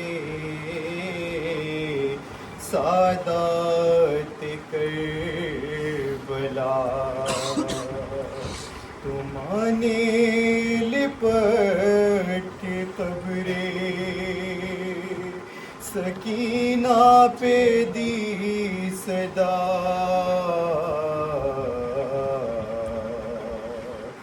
اٹھو سکینہ چلے کربلا، اٹھو سکینہ چلے کربلا، اٹھو سکینہ چلے کربلا، اٹھو سکینہ چلے کربلا، چھوٹی سی تربت پہ ماں نے کہا، اٹھو سکینہ چلے کربلا، اٹھو سکینہ چلے کربلا، اٹھو سکینہ چلے کربلا، زندہ سے جاتا ہے اب قافلہ، اٹھو سکینہ چلے کربلا، اٹھو سکینہ چلے کربلا، اٹھو سکینہ چلے کربلا، مجھے شاہزادی تمہاری قسم، مجھے شاہزادی تمہاری قسم، نہ رکھوں گی زندہ سے باہر قدم، سفر کی سب ہوتی ہے تیاریاں، ہماری میں بیٹھے ہیں اہل حرم، غربت کا میری تمہیں واسطہ، اٹھو سکینہ چلے کربلا، اٹھو سکینہ چلے کربلا، اٹھو سکینہ چلے کربلا، وہ پہلے کے جیسی تو غربت نہیں، وہ پہلے کے جیسی تو غربت نہیں، ابھی بھی ہماری وہ حالت نہیں، تمہیں شامیوں خفے میری جان کفن مانگنے کی ضرورت نہیں، تو مل گئی ہے تمہاری رضا۔ اٹھو سکینہ چلے کربلا، اٹھو سکینہ چلے کربلا، اٹھو سکینہ چلے کربلا۔ مجھے یاد اصغر کی ہے بے کسی، مجھے یاد اصغر کی ہے بے کسی، لحد سے وہ میت نکالی گئی، اکیلے میں رہنے نہ دوں گی تمہیں، بھروسہ نہیں شامیوں کا کوئی، کہتے ہیں چاروں طرف اشکیاں۔ اٹھو سکینہ چلے کربلا، اٹھو سکینہ چلے کربلا، اٹھو سکینہ چلے کربلا۔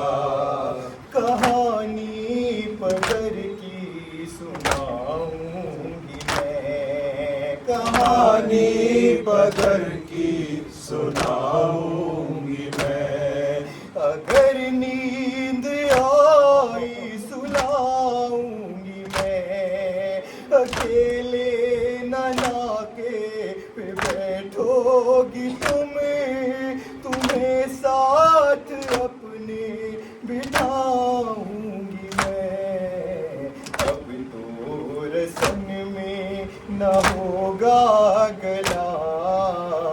اٹھو سکینہ چلے کربلا، اٹھو سکینہ چلے کربلا، اٹھو سکینہ چلے کربلا۔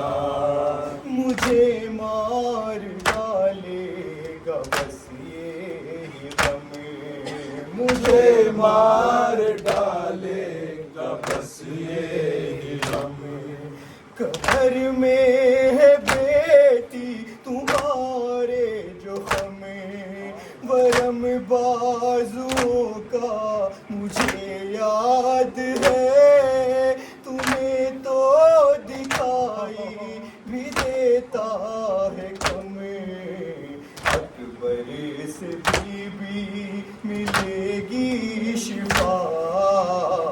اٹھو سکینہ چلے کربلا، اٹھو سکینہ چلے کربلا، اٹھو سکینہ چلے کربلا۔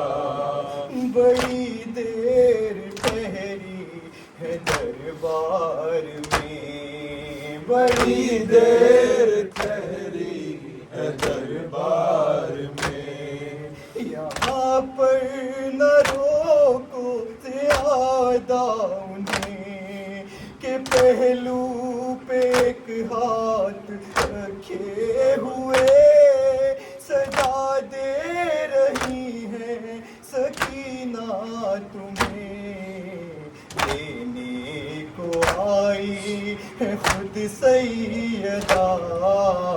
اٹھو سکینہ چلے کربلا، اٹھو سکینہ چلے کربلا، اٹھو سکینہ چلے کربلا۔ تھی زندہ میں اکبر عجب وہ گھڑی، تھی زندہ میں اکبر عجب وہ گھڑی، رہائی پہ روتی تھی ہر ایک پھوپھی، ادھر خون روتا تھا عابد ادھر، سکینہ لحد میں تڑپتی رہی جب بھی یہ مادر نے رو کر کہا اٹھو سکینہ چلے کربلا اٹھو سکینہ چلے کربلا اٹھو سکینہ چلے کربلا زینب مضطر مارا گیا مظلوم برادر کہتی تھی رو کر زینب مضطر مارا گیا مظلوم برادر ایک وہ غم جو کوہ علم تھا جس پر سب بچوں کا بھرم تھا جس پر سب بچوں کا بھرم تھا جس پر سب بچوں کا بھرم تھا سو گیا وہ بھی بازو کٹا کر مارا گیا مظلوم برادر کہتی تھی رو کر زینب مضطر مارا گیا مظلوم برادر